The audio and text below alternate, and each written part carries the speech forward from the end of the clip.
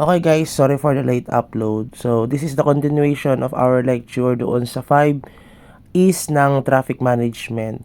So, na-discuss natin yung nakaraan yung traffic engineering, traffic education, and traffic enforcement. So, dito naman tayo sa traffic ecology and traffic economy. Ang ibig sabihin lang ng traffic ecology, syempre may mga agency tayo na naka-assign dyan.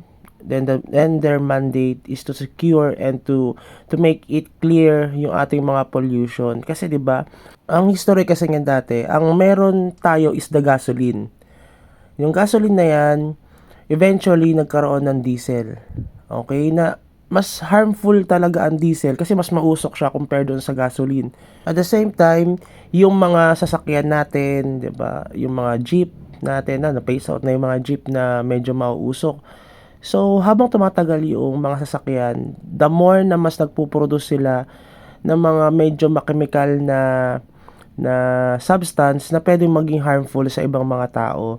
So, yun yung pinoprotektahan natin. Ito yung kino-consider natin dito sa traffic ecology and traffic environment. Kaya nga meron tayong batas na Republic Act 8749, yung Clean Air Act year 1999, no? So, yan yung batas natin na pinoproteksyonan natin, no? We consider also yung mga air pollution na nangyayari sa bansa natin. Biruin mo yun sa sobrang dami ng sasakyan sa Metro Manila, di ba?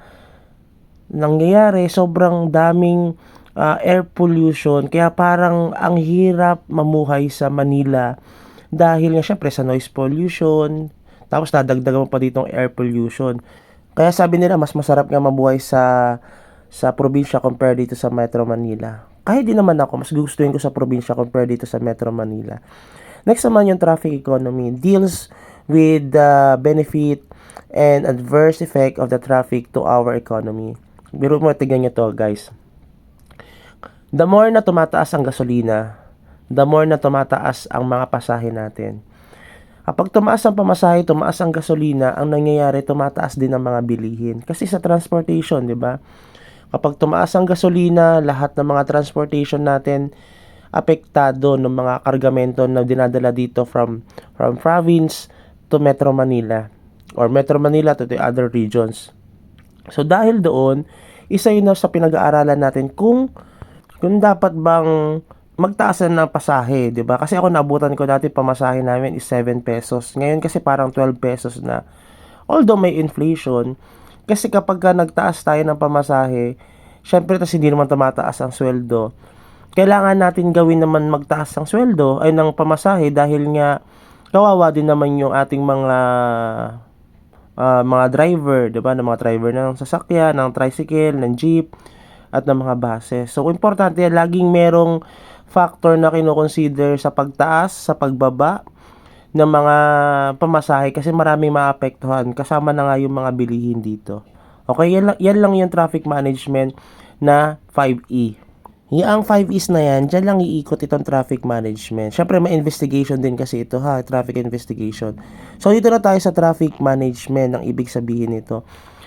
In general, ang ibig sabihin lang ng traffic management, ito yung pagpaplano, pag-organize, 'di ba? Planning, tulad niyan, medyo magulo sa Metro Manila. Sa ibang region, sige, medyo okay. Sige, tignan natin kasi tulad ng, sa akin lang based on my experience sa Pampanga, napakaganda ng traffic management nila doon. Even though, nasa region 3 lang sila, ang lapit lang ng region na yon sa Metro Manila. Pero, ang ganda ng railway system nila, ang ganda nung pag-organize ng mga stoplight, ng lawak noong mga kalsada sa kanila, yung mga crossing, ang ganda nung pagkaka-establish. Kaya hindi mo makikita or bibihirang nangyayari yung nagkakaroon ng traffic jam doon sa location na yun. Especially doon sa Angeles, Pampanga. Maraming mga tao doon guys, pero kapag nandoon kayo sa area, bihirang-bihira nyo ma-experience yung mga traffic doon sa lugar. So isa yun sa mga example. Kaya dito sa Metro Manila, mahirap siyang i-organize, mahirap siyang magkaroon ng plano kasi ang daming mga bahay sa paligid na natitirahan na even yung mga kalsada natin, natitirahan na siya ng mga ibang tao na dapat hindi naman sila nakatira doon. Then, dati pa nagkaroon na ng organization sa Metro Manila sa mga sa mga sa kalsada. Hindi nila na-anticipate or siguro nung panahon na yon medyo unti pa lang ang sasakyan, then after a decades, a century, yan na, sabihin natin decades, 7, 2, 3, 4, 5 decades ang nangyari, dumami, no, nagkaroon ng voluminous amount of vehicles registered in Metro Manila. Kaya ang liit nung daanan natin, tapos ang dami mga sasakyan, nagkakaroon talaga ng traffic jam. Lalo dito ang sentro, 'di ba? This is our national government na established dito sa Pilipinas, sa Metro Manila. Kaya talagang kailangan pagbigyan ng pansin itong mga bagay na ito. Kaya medyo mahirap, 'di ba? Nagtuturuan nga sila kung sino ba ang merong may kasalanan sa pagkakaroon ng hindi maayos na traffic system sa bansa natin.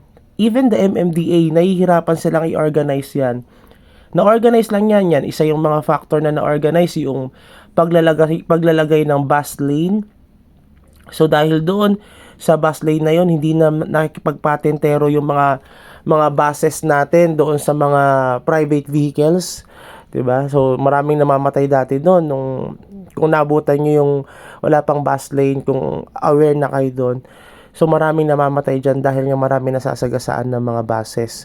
Kasi kung saan-saan din binababa yung mga pedestrian. So isa sa factor yon na kailangan natin tinitignan as a soon police officer or a public servant sa ating bansa. Okay, let's proceed. Dito naman tayo sa agencies involved in the enforcement of traffic. So nandyan na una-una ang Land Transportation Franchising and Regulatory Board or yung LTFRB. Ang ibig sabihin lang nito, di ba napapansin nyo, maraming tinatawag na colorum na sasakyan, na mga taxi, di ba, na mga jeep. So kasi, ang purpose kasi ng LTFRB, ang function nila is to regulate yung mga dapat lang na sasakyan na mamamasada. Kasi di ba, yung traffic ecology natin or economy natin, kapag sobrang daming sasakyan na na-regulate na maging pampasadang sasakyan, ang mangyayari nun, dadami mga sasakyan sa bansa natin, di ba? Dahil gagawin nilang negosyo to. Tapos, bababa ang pamasahe. Pero magkakaroon ng air pollution dahil sobrang daming sasakyan. Tapos, kung hindi naman nila nirehistro, kasi may bayad ito may bayad ang pagre-register, pag-franchise ng sasakyan natin. So, mga colorum. Ang mangyayari niyan, yung mga colorum na sasakyan, magbe-benefit din sila doon sa profit na dapat napupunta doon sa mga regulated na franchise na sasakyan. Kaya factor din ito na tinitignan ng LTFRB na dapat walang colorum. Kahit na nga lang sa subdivision nyo or sa lugar nyo, di ba, kung mapapansin nyo, kapag may colorum na sasakyan, motor man yan, habal-habal man yan, di ba, meron tayong mga Move It, meron tayong mga angkas, 'di ba, Grab. Tapos meron mga colorum na mag-o-offer ng rides din sa atin na dapat mapupunta doon sa mga rehistrados. Kaya hinuhuli yan, guys. Kaya dapat hindi niya tinatangkilik yung colorum dahil nga nakakaapekto ito sa ating sistema sa traffic management ng bansa natin. Okay, yan yung isa sa mga factor sa traffic ecology, guys. So, kung meron LTFRB for the franchising of the public vehicles, meron din naman LTO. Yung LTO, sila naman yung naka-task for the traffic enforcement. 'Di ba? Kasi meron tayong PNP, pero naka-designate talaga yan yung traffic laws para sa mga LTO. Kaya nga mapapansin nyo kapag mas mahigpit ang LTO kaysa sa PNP kapag dating sa mga checkpoint na ganyan sa sa in terms sa mga sasakyan. Kasi sa kanila yung nakatas talaga. Nasa Republic Act 4136 yan.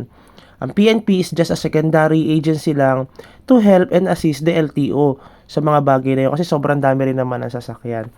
So, ang LTO, sila yung mga nag-approve na mga kung sino mga pwedeng magmaneho, pwedeng sasakyan na dapat na nasa kalsada, 'di ba? Kasi yearly. Ngayon 3 years na yung pagre-register ng mga sasakyan.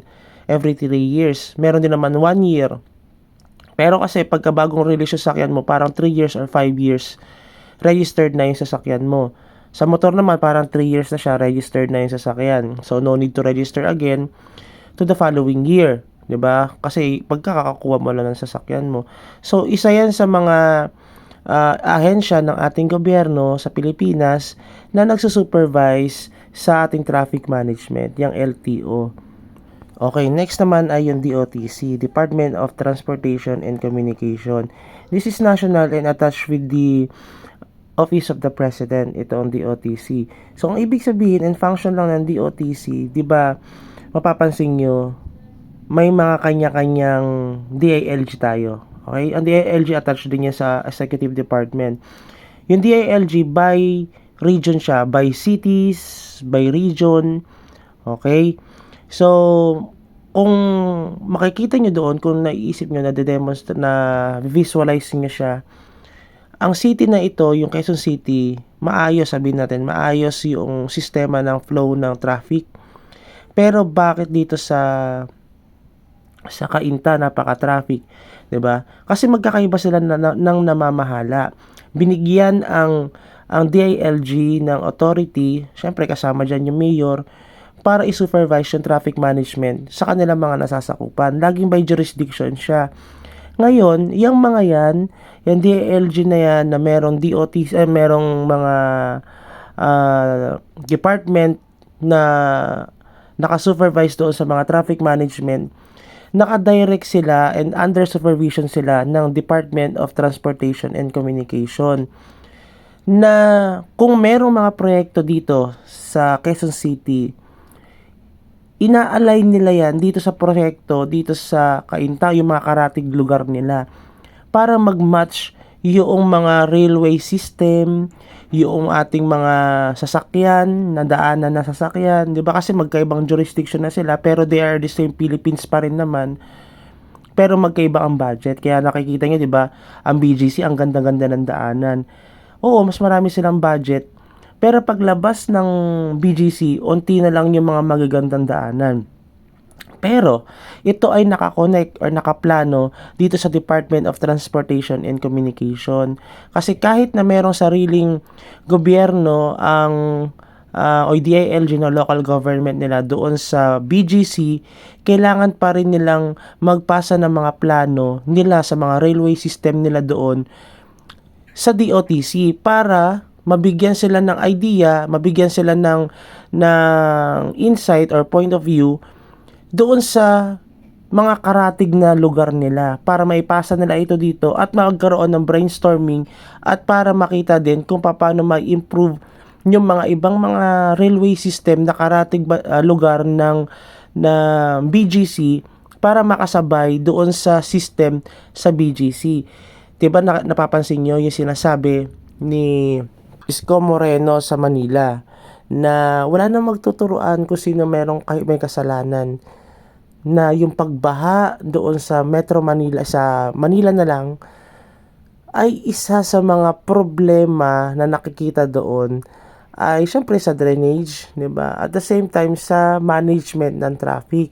Biruin mo, isa sa mga function niyan, yung maglalagay ng mga daanan doon sa mga lugar na daanan ng tubig.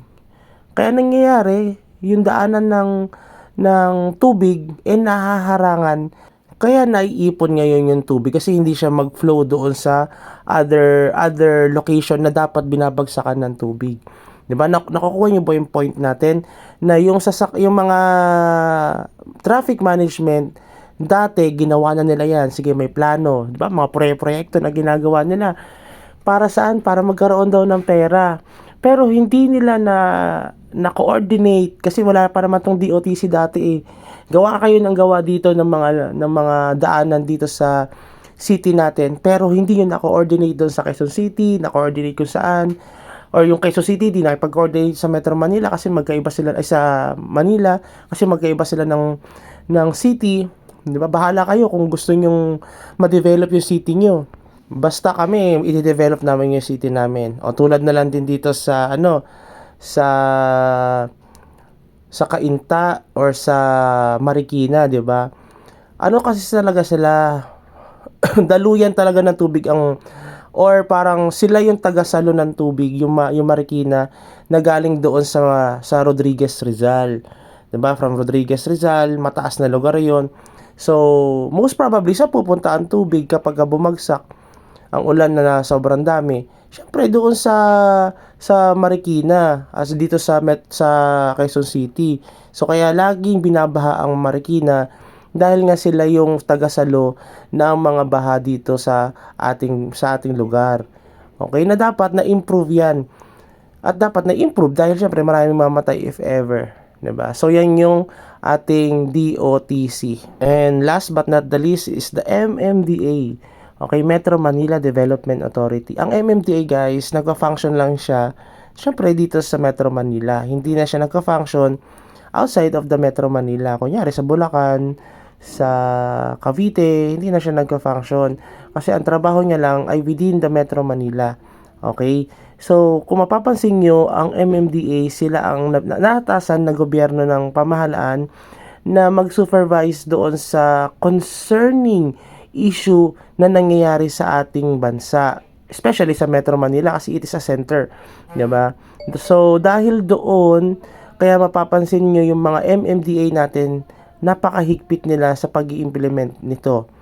So, sila yung mga nanguhuli ng mga traffic law violator dito sa Metro Manila. Pero pagdating sa ibang region na, nandyan na yung LTO. Okay? Pero meron pa rin naman LTO dito sa atin. Pero ang nangyayari kasi, mas na visible ang MMDA sa lansangan kasi yun nga, sila yung mga nanguhuli ng mga traffic law violators. However, yung LTO kasi sila yung mga registration and suspension of the driver's license ng mga motorists. So, MMDA. So, yun lang guys. I will upload this and wait for the other part of our lecture. Thank you and have a good day.